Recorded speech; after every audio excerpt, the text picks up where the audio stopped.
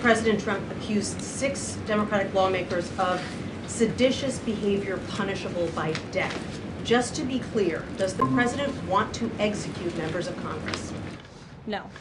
Let's be clear about what the president is responding to, because many in this room want to talk about the president's response, but not what brought the president to responding in this way.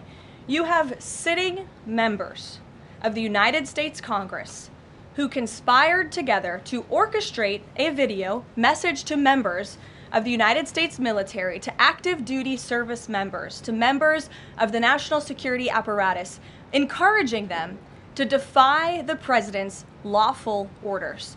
The sanctity of our military rests on the chain of command. And if that chain of command is broken, it can lead to people getting killed.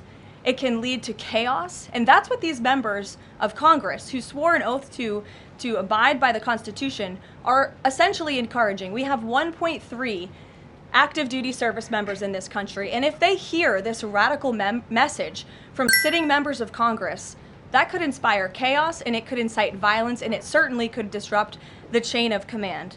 These 3 members of Congress, I will also add, knew exactly what they were doing. You look at Alyssa Slotkin. She's a former member of the CIA. Mark Kelly was a captain in the U.S. Navy. Maggie Goodlander was a naval officer, and notably, she is also the wife of Joe Biden's national security former advisor, Jake Sullivan.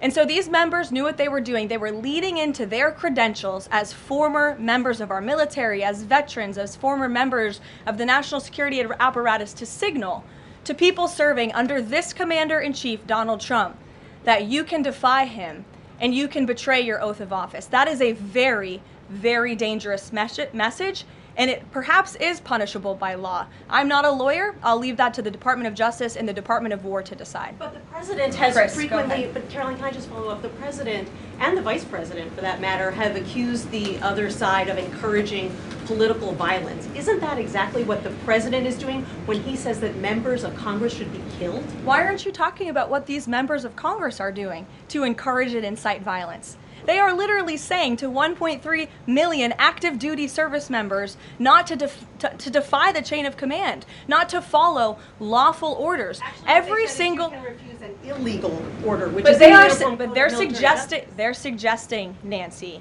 that the president has given illegal orders, which he has not. Every single order that is given to this United States military by this commander-in-chief and through this chain of command, through the Secretary of War, is lawful. And the courts have proven that. This administration has an unparalleled record at the Supreme Court because we are following the laws. We don't defy court orders. We do things by the books. And to suggest and encourage that active duty service members defy the chain of command is a very dangerous thing for sitting members of Congress to do. And they should be held accountable, and that's what the president wants to see.